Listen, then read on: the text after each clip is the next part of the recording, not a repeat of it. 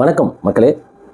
நேற்று தமிழ்நாட்டில் கடலூர் ஆலப்பாக்கம் அந்த கடலூர் சிதம்பரம் பகுதியில் எல்சி கேட் நம்பர் 170, அதாவது செங்கம் குப்பம் அப்படிங்கிற அந்த பகுதியில் நடந்த ஒரு ரயில் விபத்து தமிழ்நாட்டு மக்களே இன்னும் அந்த அதிர்ச்சியிலிருந்து மீளவில்லை அப்படின்னு சொல்லி தான் சொல்ல முடியும்.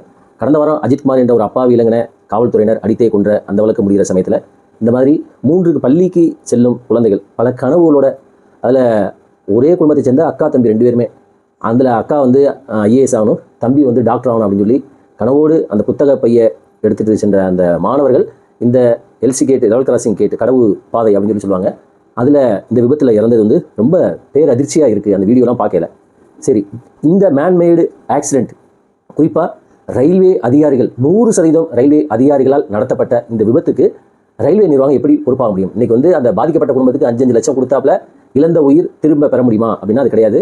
அதிகாரிகளின் அலட்சியம், அது அடிமட்டத்திலேருந்து டாப் வரைக்கும் சொல்லலாம். என்ன அப்படிங்கிறத இந்த வீடியோவில் நம்ம பார்க்க போகிறோம். சரி, இப்போ முதல்ல இந்த ஆக்சிடென்ட்டு காலையில் 6 மணிக்கு 56-813 அப்படிங்கிற அந்த ட்ரெயின் நேற்றுக்கு கிளம்புது. அதாவது 8/7/2025 செவ்வாய்க்கிழமை, புதன்கிழமை காலையில் இந்த ட்ரெயின் கிளம்புது.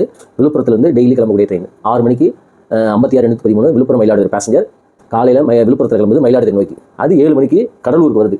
கடலூருக்கும் ஆலப்பாக்கம் 2 பிளாக் ஸ்டேஷன் அப்படின்னா 2லேயும் ஸ்டேஷன் மாஸ்டர் இருப்பாங்க, நிலைய அதிகாரிகள் வெள்ளை ட்ரெஸ் போட்டிருப்பாங்க பார்த்தீங்களா, அவங்க இருப்பாங்க. அவங்க இந்த பிளாக் ஸ்டேஷன் அப்படிங்கிறது என்ன அப்படின்னா ட்ரெயின் கிராசிங் இதுக்காக உள்ளதான் பிளாக் ஸ்டேஷன். மற்றெல்லாம் சின்ன சின்ன station, CNC station, halt station, அந்த மாதிரி ரயில்வேல பல இருக்கும். இந்த 2 ஸ்டேஷனுக்கு இடையில தான் வந்து இந்த ஆக்சிடென்ட் நடந்திருக்கு. இதில் செம்மகுப்பம் அப்படிங்கிற அந்த பகுதி, அந்த எல்சி கேட்டு 170 இருக்குது அப்படின்னு சொல்லி சொல்கிறாங்க. இப்போ இந்த ட்ரெயின் வந்து 56813 வந்து என்ன செய்யுது, காலையில் 7 மணிக்கு கடலூருக்கு வருது. கடலூர் ஸ்டேஷன் மாஸ்டர் இந்த ட்ரெயினை ஆலப்பாக்கம், அதாவது டுவர்ட்ஸ் மயிலாடுதுறை அனுப்புறதுக்கு என்ன செய்கிறாரு, Alappakkam station master line clear கேட்குறாரு ட்ரெயினை உள்ளே விடுறதுக்கு. இப்போ இதுக்கு இடையில உள்ள கேட்டு எல்லாம் வந்து சில கேட்டு கடலூர் கண்ட்ரோலில் இருக்கும், சில கேட்டு வந்து ஆலப்பாக்கம் ஸ்டேஷன் கண்ட்ரோலில் இருக்கும். இந்த ஆலப்பாக்கம் ஸ்டேஷன் கண்ட்ரோலில் வந்து என்ன செய்யுது, அதுக்குள்ள அந்த கண்ட்ரோல் உள்ள கேட்டு தான் வந்து இந்த செம்மகுப்பம். ரயில்வே பொறுத்த மட்டும் இந்த லெவல் கிராசிங் கேட் அப்படிங்கிறதே ஒரு அப்ஸ்ட்ரக்ஷன் அப்படின்னு சொல்லுவாங்க. ஏன் அப்படின்னா ரயிலோட போக்குவரத்துக்கு ரொம்ப இடையூறாக உள்ளது. அப்போ இது வந்து ரொம்ப டேஞ்சராக பார்க்கணும். அப்ஸ்ட்ரக்ஷன் அப்படின்னா ஒரு பெரிய பாறாங்கல்ல நடு ரோட்டில் வச்சா எப்படி இருக்குமோ அந்த மாதிரி ரயில்வேயோட இதில் இந்த எல்சி கேட்டை கன்சிடர் பண்ணுவாங்க. அப்போ இந்த எல்சி கேட் வந்து அடைச்சி பூட்டப்பட்டு கிளியர் ஃப்ரம் எனி அப்ஸ்ட்ரக்ஷன் அப்படின்னு தான் ட்ரெயினை விட முடியும். ரயில்வேயோட எல்சி கேட்டில் 2 வகையாக பிரிப்பாங்க. முதல்ல வந்து மேன்டு எல்சி கேட்டு, இன்னொன்று அன்மேன்டு எல்சி கேட் அப்படின்னு சொல்லி பிரிப்பாங்க. இந்த மேன்டு எல்சி கேட்லேயும் 2 வகை இருக்குது. அதுதான் வந்து என்னது, இன்டர்லாக்கிங் எல்சி கேட்டு, நான் இன்டர்லாக்கிங் எல்சி கேட் அப்படின்னு சொல்லி பிரிப்பாங்க. இதில் மோஸ்ட் டேஞ்சரஸ் எது அப்படின்னா இந்த அன்மேன்டு எல்சி கேட்டு தான். அன்மேன்டு எல்சி கேட்டுங்கிறது அதாவது சும்மா ஒத்தடி பாதை மாதிரி இருக்கும். அங்கே வந்து ஒரு கேட் கீப்பர் போடணும்னு அவசியம் இருக்காது. அதனால் அதை வந்து சும்மா ஒரு சின்ன ஒரு பாதையை விட்டு வச்சுப்பாங்க. இப்போ ஆல்மோஸ்ட் அன்மேன்டு எல்சி கேட்டே கிடையாதுன்னு வச்சுக்கோங்களேன். ரயில்வேல நிறைய விபத்துகள் நடந்ததால, சமீபத்தில் ராஜஸ்தானில் கூட இதே மாதிரி விபத்து இருந்துச்சு. அதனால் அன்மேன்டு எல்சி கேட்டே கிடையாது, நில்லாக்கிட்டாங்க, மேக்ஸிமம் க்ளோஸ் பண்ணிட்டாங்கன்னு வச்சுக்கோங்க. இந்தியா முழுவதும் ஒரு 17,042 எல்சி கேட் இருக்கிறதா சொல்கிறாங்க. அதை வந்து கொஞ்சம் கொஞ்சமாக குறைச்சி இப்போ 16,000 எல்சி கேட்டாக இருக்குது. எப்படி குறைக்கிறாங்க அப்படின்னா, ஒன்று பாலம் கட்டுதல், அப்படி இல்லாட்டினா அண்டர் கிரவுண்ட் பைபாஸ், அதாவது சுரங்கப்பாதை அமைத்தல், அந்த மாதிரி சப்வே அமைத்தல், இந்த மாதிரி தான் வந்து மேலே கட்டுறது அல்லது இது சுரங்க அமைக்கிறது மூலம் பல எல்சி கேட்லாம் க்ளோஸ் பண்ணிக்கிறதுன்னு வச்சுக்கோங்களேன். இப்போ இந்த எல்சி கேட்டுக்குமே செம்மகுப்பம் இந்த கேட்டுக்குமே வந்து என்ன சொல்கிறாங்க அப்படின்னா, ரயில்வே வந்து 1 வருஷத்துக்கு முன்னாடியே கடலூர் நகராட்சி, அதாவது கடலூர் நிர்வாக மாவட்ட ஆட்சியருக்கு ஒரு கடிதம் எழுதியிருக்காங்க. இந்த எல்சி கேட்டுக்கு வந்து ஒரு அண்டர் பாஸ், அதாவது சப்வே கட்டுறதுக்கு அனுமதி தரணும் அப்படின்னு சொல்லியும் இதுக்கு தேவையான நிதி ஒதுக்கிட்டோம். ஆனால் வந்து அவங்க, அதாவது மாவட்ட நிர்வாகத்திலேருந்து போதிய அனுமதி தரல, அதனால தான் இந்த இது கட்ட சுரங்கப்பாதை அமைக்கப்படலை அப்படின்னு சொல்லி இப்போ பழைய வந்து நிர்வாகம் வந்து ரயில்வே நிர்வாகம் வந்து என்ன சொல்லிச்சுன்னா மாவட்ட நிர்வாகத்தின் மீது போட்டுச்சுன்னு வச்சுக்கோங்க. சரி, இப்போ என்ன சம்பவத்துக்கு வந்தீங்க அப்படின்னா, இந்த அன்மேன்டு எல்சி கேட்டு தான் ரொம்ப டேஞ்சரஸ். அன்மேன்டு எல்சி கேட்டில் ஓரளவு க்ளோஸ் பண்ணியாச்சு. இந்த மேன்டு எல்சி கேட்டில் 2 வகை இருக்குது. அதான் இன்டர்லாக்கிங் கேட்டு, நான் இன்டர்லாக் கேட்டு, எண்ணெய் கேட்டு அப்படின்னு சொல்லி சொல்லுவாங்க. இதில் எண்ணெய் கேட் வந்து ரொம்ப டேஞ்சரஸ். அப்படின்னா அதில் அந்த எண்ணெய் கேட்டை பொறுத்த மட்டும் அந்த கேட் கீப்பர் தான் வந்து முழுவதும் ரெஸ்பான்சிபிள். அவர் வந்து என்ன செய்யணும் அப்படின்னா, ஸ்டேஷன் மாஸ்டர்கிட்ட சீக்ரெட் நம்பர்னு சொல்லி ஒன்று இருக்கும். அதாவது station master Alappakkam station master Chemmakuppam அந்த ஜிகேக்கு ஃபோன் பண்ணி, அப்பா ஒரு ட்ரெயின் வருது கடலூர்லேருந்து, நீ கேட்டை மூடு அப்படின்னோடனே அவர் போய் கேட்டை மூடி சாவி எடுத்து கையில் வச்சு, சாவி ஒரு மாதிரி அதை வச்சுட்டு, அதுக்கப்புறம் நான் மூடிட்டேன் அப்படிங்கிறது சும்மா ஓரலாக சொல்லக்கூடாது அப்படிங்கிறக்காக இதில் பிரிட்டிஷ்காரன் கொண்டு வந்தது சீக்ரெட் நம்பர் அப்படின்னு சொல்லி 2 வச்சுப்பாங்க. பேர் ப்ரைவேட் நம்பர். இவர் ஒரு ப்ரைவேட் நம்பர் சொல்லுவார், அந்த எல்சி கேட் கீப்பர் சொல்லுவார். அதை வாங்கிட்டு அக்னாலேஜ் பண்ணுறதுக்கு அந்த ஸ்டேஷன் மாஸ்டர் ஒன்று சொல்லுவார், இதுதான் சீக்ரெட் கோடு, சீக்ரெட் நம்பர் அப்படின்னு பார்த்தோம். இது வந்து வெளியில் யாருமே சொல்லக்கூடாது, அதை ரிஜிஸ்டரில் என்ட்ரி பண்ணிக்கணும். அதில் அதாவது இந்த ட்ரெயின் நம்பர் போட்டு இதுக்கு இவர் என்ன சீக்ரெட் நம்பர் கொடுத்தாரு அந்த கேட் கீப்பர் அப்படின்னு சொல்லியும், அது கரஸ்பாண்டிங்க நாம என்ன நம்பர் கொடுத்தோம் அப்படின்னு சொல்லியும் எஸ்எம் எழுதி வச்சுக்கணும். இதுதான் வந்து பாதுகாப்பு. அப்போ 2 உயிர்கள், அவ்வளோ உயிர்கள் அந்த ட்ரெயினில் பயணம் செய்கிறது இந்த 2 சீக்ரெட் நம்பர் தான். இது சுப்ரீம் கோர்ட்டே கேட்டிருக்கு, இதெல்லாம் மாற்றி நீங்கள் கொண்டு வரணும் அப்படின்னு. ஆனால் இன்ன வரைக்கும் ரயில்வே தான் ஃபாலோ பண்ணியிருக்காங்கன்னு வச்சுக்கோங்க. ரயில்வே அதிகாரிகள் இதெல்லாம் மாற்றுறதுக்கு எந்த விதமான முயற்சியும் நடக்கல. இப்போ இந்த சம்பவத்தில் இந்த கேட் கீப்பராக இருந்த பங்கஜ் சர்மா அவரை பற்றி நிறைய அடுக்கடுக்கான செய்திகள் இன்றைக்கி பத்திரிகையில் வருது. என்னெல்லாம் வருது அப்படின்னா, அவர் குடிபோதையில் இருப்பார், டவுஷியாக இருப்பார், தூக்கத்தில் இருப்பார், அதாவது ஏதாவது பாக்குக்கு போட்டுருப்பாரு அப்படின்னு சொல்லியும், இவர் வந்து பெரும்பாலும் டீ கடைக்கு போயிடுவாராம். கேட்டை திறந்து போட்டுட்டு டீ கடைக்கு போயிடுவார். அவர் வந்து கேட்டை சாத்த மாட்டார் அப்படின்னு சொல்லியும் பல குற்றச்சாட்டுகள் வருது. நேத்திக்கு அந்த சம்பவம், அதாவது 8/7/2025 அன்னைக்கு நேத்திக்கு நடந்த சம்பவத்துலையுமே சரி, இந்த ட்ரெயினுக்கு முன்னாடி ஒரு ட்ரெயின் போயிருக்கு, அந்த ட்ரெயினுக்கு ஒரு கேட் போடலை அப்படின்னு நீ பத்திரிகை செய்தியில் எல்லாத்துலேயுமே வந்திருக்கு. ஸோ இந்த மாதிரி ஒரு சம்பவத்தில் நேத்திக்கு அந்த ட்ரெயின் 56813 விழுப்புரம் மயிலாடுதுறை பேசஞ்சர் கடலூர் இருந்து கிளம்புது. வழக்கம் போல இவர் வந்து என்ன செய்யறாரு, பிஎன் எக்ஸ்சேஞ்ச் பண்ணிட்டு அந்த சீக்கிரட் பிஎன் வந்து கடலூர் இது ஆலப்பாக்கம் ஸ்டேஷன் மாஸ்க்கு நான் கேட்டை போட்டுட்டேன்னு சொல்லிட்டு கேட்டை பூட்டவே இல்லை, திறந்து கிடந்திருக்கு அப்படின்னு சொல்லியும் அந்த சமயத்தில் அந்த டிரைவர் வராரு. அந்த சமயத்தில் இந்த கிருஷ்ணா மெட்ரிகுலேஷன் சிபிஎஸ்சி பள்ளி வேணும், அதே அந்த 7:28க்கு கிராஸ் பண்ணியிருக்கு. அப்போ 2 கொலிடாகி பறந்து வேன் வந்து காற்றுல பறந்து ஒரு 50 மீட்டர் தள்ளி போய் விழுந்திருக்கு. இதில் பயணம் செய்த 4 ஸ்டூடெண்ட்ஸ், ஒரு டிரைவர் சேர்த்து மொத்தம் 5 பேர். அதில் மாணவர்கள் 3 பேர் இறந்துட்டாங்க. அதில் டிரைவரும் அந்த இன்னொரு பையன் 2 பேர் தப்பிச்சிட்டாங்க. இன்றைக்கி அந்த வேன் டிரைவர் அந்த தப்பிச்சு அந்த பையன் இவங்களாம் என்ன பேட்டி கொடுக்குறாங்க, கேட்டு பூட்டப்படவில்லை, திறந்தே தான் கிடந்துச்சு அப்படின்னு. அதே மாதிரி ஹாரன் அடிக்கணும், அது டிரைவர் அடிக்கல. ட்ரெயின் வரையில் ஒவ்வொரு எல்சி கேட்டுக்கு டபிள்யூன்னு போட்டுருப்பாங்க. டபிள்யூனா விசில் அடித்தோம், விசில் அடிக்கல அப்படின்னு சொல்லி சொல்கிறாங்க. ஆனால் விசில் அடிச்சதா அந்த இன்னொரு லேடி வந்து சொல்கிறாங்க, அவங்க வந்து நான் சைடு தான் வந்துருந்தேன், அப்போ ஹாரன் அடிச்சாங்க அப்படின்னு சொல்லி சொல்கிறாங்க. சரி, இதில் யார் தப்பு? பிரைமரி அக்யூஸ்ட் யார் அப்படின்னா இந்த gate keeper, LC gate keeper இந்த பங்கஜ் சர்மா. அவர் வந்து பிரைவேட் நம்பரை வாங்கிட்டு கேட் போடலை, பிரைவேட் நம்பர் கொடுத்துட்டு கேட் போடலை அப்படிங்கிறது. அவர் வந்து அந்த பிரைவேட் நம்பர் எக்ஸ்சேஞ்ச் பண்ணதுக்கான எவிடன்ஸ் 2 ரிஜிஸ்டர்லையுமே இருக்குது. அதனால் station master, Alappakkam station master தப்பிச்சிட்டார். அவர் வந்து ட்ரெயினை லைன் கிளியர் கொடுக்கறதுக்கு முன்னாடியே என்ன செஞ்சாரு, பிரைவேட் நம்பர் கொடுத்துட்டாரு. அதனால் வந்து பிரைவேட் நம்பர் கொடுத்துட்டாரு, பிரைவேட் நம்பர் வாங்கிட்டாரு. அப்போ முழு பொறுப்புமே வந்து யாருக்கு இருக்குது அப்படின்னா பங்கஜ் சர்மாக்கு தான் இருக்குது. இதில் பங்கஜ் சர்மா வந்து கேட் போடலை அப்படிங்கிறது உறுதியாயிருச்சு. அது வந்து லோக்கோ பைலட் அந்த டிரைவரும் சொல்லிட்டாரு கேட் திறந்து வந்துச்சு அப்படின்னு. ஆனால் ஃபஸ்ட்டு ஒரு வெர்ஷன் என்ன சொல்லியிருந்தாங்க அப்படின்னா, அவர் கேட்டை போட்டாராம், டிரைவர் இறங்கி அந்த லோக்கோ பைலட் சாரி கேட் கீப்பர்ட்ட போய் திறந்து விடுப்பா, ஒரு 5 நிமிஷத்தில் போயிடும் அப்படின்னு சொன்னாராம். அதனால் அவர் வந்து கேட்டை திறந்து விட்டேன் அப்படின்னு சொல்கிறாரு.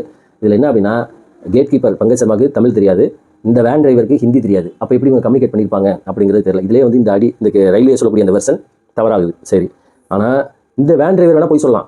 வேன் டிரைவர் கேட்டை நான் வந்து திறந்து கிடந்துச்சு அப்படின்னு சொல்லலாம். ஆனால் அதில் பயணம் செஞ்ச ஒரு பையன் இருக்கான் பாருங்க, 8வது 9வது ஒரு பையன் படிக்கிறாரு. அந்த பையன் சொல்கிறாப்புல கேட்டு திறந்தே தான் கிடந்துச்சு, 7:28க்கு நாங்கள் வரையில் எப்பயுமே கிராஸ் பண்ணல இந்த கேட்டில் நிற்போம், இன்றைக்கி வந்து சரி ட்ரெயின் போயிடுச்சு போல இருக்குது அப்படிங்கிறனால நாங்கள் வந்து அதை கடந்து போனோம் அப்படின்னு சொல்லி அந்த பையன் சொல்கிறாப்புல. அதுபோக அண்ணாதுரை அப்படின்னு ஒருத்தர் வந்து என்ன செய்யறாரு, காப்பாற்றுறதுக்கு வராரு. அவர் சொல்கிறாரு கேட்டு திறந்து கிடந்துச்சுங்கிறாரு. ஸோ அதனால் கேட்டு திறந்துக்கிறதுக்கு இதே மாதிரி அந்த மக்கள் வந்து பலமுறை வந்து அந்த கேட் கீப்பர்கிட்ட சண்டை போட்டிருக்காங்க. அவர் வந்து குடிச்சிட்டு கேட்ட மூடுறது கிடையாது, மூடின கேட்டை திறக்கிறது கிடையாது, ஒரு முறை மேன் கட்டிங்லாம் பண்ணி அடிக்கலாம் போயிருக்காங்க. அப்போ இவ்வளோ சம்பவங்கள் நடந்தும் ரயில்வே நிர்வாகம் இந்த கேட் கீப்பர் மீது என்ன நடவடிக்கை எடுத்திருக்கு? அதான் இங்கே வந்து மிகப்பெரிய கேள்வி.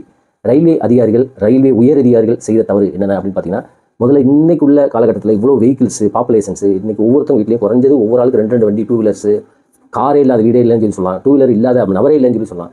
அந்த மாதிரி ஒரு காலகட்டத்தில் இன்றைக்கும் வந்து ஒரு நான் இன்டர்லாக்கிங் கேட், அதாவது நான் சிக்னல்டு கேட் வச்சுருக்கிறது ஏற்றுக்கொள்ள முடியாத ஒரு கருத்து. ரயில்வே நிர்வாகம் பல இதுக்கு காசை தண்ணியாக செலவு பண்ணுறாங்க. அதாவது கட்டணம் கட்டுறதுக்கு, பில்டிங் கட்டுறது, இருக்கிற பில்டிங் இடிச்சு கட்டுறது, இன்ஃப்ராஸ்ட்ரக்சர் வளர்ச்சியில் கோடி கணக்கில் செலவு செய்கிறாங்க. ஆனால் இந்த மாதிரி நான் இன்டர்லாக்கிங் கேட்டால் சிக்னல் கேட்டால் மாற்றுறதுக்கு செலவு செய்கிறதுக்கு ரயில்வே அதிகாரிகள் தவறிட்டாங்க. அப்போ ரயில்வே உயர் அதிகாரிகளுடைய தவறெல்லாம் என்ன அப்படின்னு பார்த்தீங்கன்னா, இந்த மாதிரி நான் இன்டர்லாக் கேட்லாம் சிக்னல் கேட்டால் மாற்றாது, அதுக்கு தேவையான நடவடிக்கை எடுக்கிறது, அதுக்கு தேவையான டெண்டர் விடாது. இது முதல் மிஸ்டேக்கு ரயில்வே உயர் அதிகாரிகள். இன்றைக்கி வந்து Pankaj Sharma he is a victim. அவர் வந்து பலிகடா ஆக்கப்பட்டிருக்கார் அப்படின்னா இதற்கு காரணமானது யார்? எப்பயுமே இந்தியாவில் எந்த ஒரு டிபார்ட்மெண்ட்டில் ஒரு தப்பு நடந்துச்சுன்னா அந்த முன்கள பணியாளர்கள் தான் பாதிக்கப்படுவாங்க இல்லையா? அதற்கு உத்தரவு பிறப்பித்து அதுக்கு மேலுள்ள அதிகாரிகள் என்றைக்குமே என்ன செய்ய போகிறதில்ல, காரணமாக அவங்க வந்து நடவடிக்கை எடுக்க போகிறதில்ல. இப்போ திருவோணம் மடப்புறம் அந்த கோயிலில் உள்ள அந்த காவலாளி அஜித்குமார் காவல்துறையினர் அடித்து கொலை பண்ணதில் அந்த 5 போலீஸ் கான்ஸ்டபிள் எல்லாருமே பிசி தான், ஒரு எஸ்ஏ கூட கிடையாது. அவங்க தான் நடவடிக்கை எடுத்துருக்காங்களே. இதற்கு உத்தரவிட்ட டிஎஸ்பி சண்முக சுந்தரம் சஸ்பெண்டட், அவ்வளோதான். எஸ்பி அதுக்கு மேலே உள்ள எஸ்பி வந்து பணியிட வெயிட்டிங் காத்திருப்பு பட்டியல், அவ்வளோதான். இதுதான் அவங்களுக்கு வந்து அந்த உயர் அதிகாரிகளுக்கு ஒரு பனிஷ்மெண்ட். அதுக்கப்புறம் ஒரு 6 மாதம் அல்லது 3 மாதத்துக்கு அப்புறம் இந்த மக்கள் பிரச்சனை வந்ததுக்கப்புறம் அப்படியே பைபாஸ் பண்ணிடுவான்னு வச்சுக்கோங்க. இப்போ இந்த ரயில்வே சம்பவத்தில் எடுத்துக்கோங்க. இன்றைக்கி பங்கஜ் சர்மாங்கிறவர் இன்றைக்கி வந்து அவருமே தப்பு, ரைட்டு, ஓகே. ஆனால் பங்கஜ் சர்மா இந்த மாதிரி ஒரு டியூட்டியில் நெக்லிஜென்ஸ், புறக்கணிப்பு, அலட்சியம், சோம்பல், அதுக்கு காரணம் யார் அப்படின்னா பியூர்லி ரயில்வே உயர் அதிகாரிகள். இந்த ஸ்டேஷன், இந்த கேட் கீப்பர், இந்த ஸ்டேஷன், இந்த எல்சி கேட்டுக்கு பார்த்தீங்களா, இந்த எல்சி கேட்டை ஆடிட் பண்ணணும், விசிட் பண்ணணும், அதாவது சர்ப்ரைஸ் இன்ஸ்பெக்ஷன் பண்ணணும், ஆய்வு செய்யணும். ஜனவரி 2024 அப்புறம் வந்து இந்த கேட்டை எல்சி கேட்டை ஆய்வு செய்யவே இல்லை அப்படின்னு சொல்லி தகவல் வருது. ஏன் சார் ஆய்வு செய்யணும் அப்படின்னா, திடீர்னு நைட் இன்ஸ்பெக்ஷன் வருவாங்க, பகல் இன்ஸ்பெக்ஷன் வருவாங்க. கேட் கீப்பர் சரியாக கேட்டை மூடிருக்காரா, அவர் வந்து கரெக்டாக டியூட்டில் அலர்ட்டாக இருக்காரா, தண்ணி, ட்ரிங்க்ஸ், பான்பராக், போதை இந்த மாதிரிலாம் பயன்படுத்தாமல் இருக்கிறாரா, இதெல்லாம் செய்யணும். ஏன் அப்படின்னா ட்ரெயினில் வந்து உயிர்கள் போகுது, சரக்குகள் போகுது, உயிர்கள் போகுது, ரோட்லேயும் உயிர், ட்ரெயின்லேயும் போகுது. அப்போ இதெல்லாம் வந்து பிரிட்டிஷ்காரன் கொண்டு வந்து அந்த மாதிரி அந்த ஸ்டேஷனில் கிட்டத்தட்ட 2 வருஷம் ஆச்சும் அந்த எல்சி கேட்டு இன்ஸ்பெக்ஷன் பண்ணி. இது மேண்டேட்ரி. ஒவ்வொரு கேட்டையும் ஒவ்வொரு ஸ்டேஷனையும் என்ன செய்யணும் அப்படின்னா இன்ஸ்பெக்ஷன் பண்ணணும். உயர் அதிகாரிகளிலிருந்து அடிமட்ட அதிகாரிகள். இந்த இன்ஸ்பெக்ஷன் வரதுனாலே அதிகாரிகளாம் அந்த கையில் உள்ள முன்கள பணியாளர்கள் அலர்ட்டாக இருப்பாங்க, யூனிஃபார்ம் போட்டுருப்பாங்க, கரெக்டாக இருப்பாங்க. அந்த அப்போ இப்போ இந்த பண்ணாதனால அவங்களுக்கு வந்து ஒரு லேசினஸ்.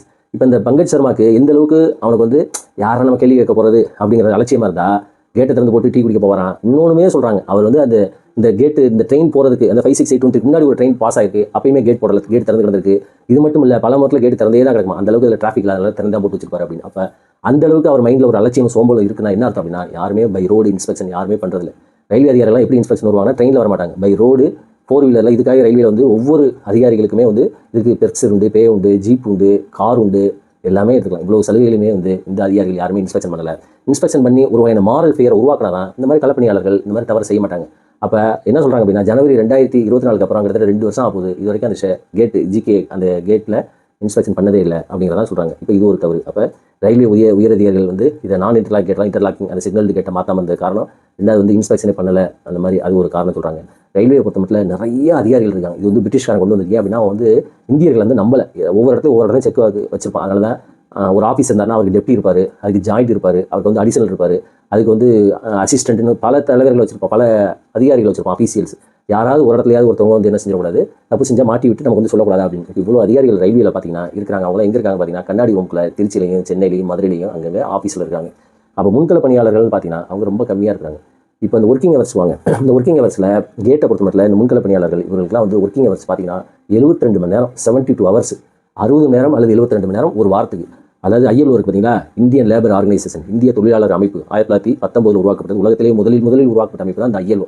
அதிலே வந்து என்ன கொண்டு வந்திருக்காங்க அப்படின்னா, ஒரு எம்ப்ளாய்க்கு 48 மணி நேரத்துக்கு மேலே வேலையே கொடுக்கக்கூடாது, ஒவ்வொரு 48 மணி நேரம் வேலை கொடுக்கணும், அதுக்கப்புறம் பிரேக் லீவ் விடணும் அப்படின்னு. அந்த ரயில்வேல மட்டும் பார்த்தீங்கன்னா 72 மணி நேரம் டியூட்டி, 72 மணி நேரம் ஒரு வாரத்துக்குனா, இப்போ காலையில் 8 மணிலேருந்து நீங்கள் நைட் 8 மணி வரைக்கும், மறுநாள் 3 டே 3 நைட்டு. இப்போ இதில் இடையில ஒருத்தர் வர 24 ஹவர்ஸ் 36 ஹவர்ஸ் வேலை பார்க்கணும். அப்போ இந்த மாதிரி ஒருத்தர் வந்து சேஃப்டி ஹாஸ்பிட்டலில் வேலை பார்க்கல, அவருக்கு என்ன அப்படின்னா ஒரு டயர்ட்னஸ் வரும், ஒரு டியூட்டியில் கான்சன்ட்ரேட் பண்ண முடியாது, ஒரு டிவோஷன் பண்ண முடியாது, அதனால ஒரு லேசினஸ் வரும், ஒரு வெறுப்பு வரும், என்னடா இது அப்படின்னு வரும். அப்போ இதுக்கெல்லாம் காரணம் ரயில்வே உயரதிகாரிகள். அதெல்லாம் நீங்கள் மாற்றணும்.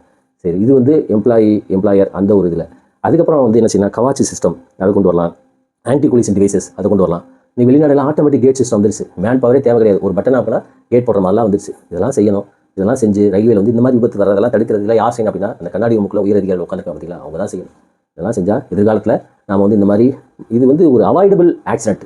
யாராவது ஒரு இடத்துல ஒரு ஆள் அலர்ட்டாக இருந்ததா கண்டிப்பாக இந்த விபத்தை தவிர்த்துடலாம். அப்போ ஒரு 7 பேர் 8 பேர் சேர்ந்து மொத்தமாக ஒரு இடத்துல ஒரு லாக்ஸிட்டி, ஒரு கவனக்குறைவினால தான் இந்த மாதிரி விபத்து நடக்குது. நம்ம வந்து ககன்யான்னு விண்வெளிக்கு வந்து மனிதனை அனுப்புறது, நிலாவுக்கு வந்து ஆட்கள் அனுப்புறது, அதெல்லாம் மேட்டர் கிடையாது. இங்கே உள்ள மக்கள் வந்து நம்ம காப்பாற்றணும், அதற்கு தேவையான அந்த நடவடிக்கைலாம் எடுக்கணும். இது முற்றிலுமாக ரயில்வே உயரதிகாரிகளின் அலட்சியத்தினாலையும், ரயில்வே உயரதிகாரிகளின் சோம்பலின் காரணமாகவும், ரயில்வே உயரதிகாரிகள் சரியான நேரத்தில் சரியான நடவடிக்கை எடுக்காதனாலையும் இன்னைக்கு இந்த விபத்து நடந்திருக்கு. இதே மாதிரி நிறைய விபத்துகள் எதிர்காலத்தில் வராமல் இருக்கணும் அப்படின்னா ரயில்வே உயரதிகாரிகள் ப்ராம்ப்ட் ஆக்ஷன் எடுத்து உடனடியாக இந்த மாதிரி எல்சி கேட்டு எல்லாம் வந்து இழுத்து முடணும். அதே மாதிரி எங்கெங்கெல்லாம் பாலம் கட்டணுமோ அந்த பாலத்தை கட்டுறதுக்கு நடவடிக்கை எடுக்கணும். அதே மாதிரி சப்வே போட முடியாத சப்வே போடணும். இப்போ வந்து குறை சொல்லக்கூடியது என்ன, ரயில்வே அதிகாரிகள் நாங்கள் வந்து ஒரு வருஷமாக அந்த மாவட்ட நிர்வாகத்தில் வந்து கொடுத்துருக்கோம், அப்ரூவல் கொடுக்கல அப்படின்னா அவங்கள வந்து இதுக்குன்னு உங்கள் ஆஃபீஸர்ஸை திருப்பி 2-3 முறை நேராக பார்த்து இன்சீஸ் பண்ணுங்கள். அப்படி இல்லைனா இது வந்து பத்திரிகையில் ப்ரெஸ்ஸில் கொடுங்க, இந்த மாதிரி கொடுக்க மாட்டேங்கிறாங்க அப்படின்னு உடனே கொடுப்பாங்க. நாங்கள் சென்னை தலைமைச் செயலகத்தில் கொடுத்து பாருங்க, இந்த மாதிரி கொடுத்தீங்கன்னா உடனே கவர்மெண்ட் வந்து நினைக்கும் எங்களால் தான் லேட்டு அப்படின்னு சொல்லி உடனே வந்து ஸ்டேட் கவர்மெண்ட்டே செய்வாங்க.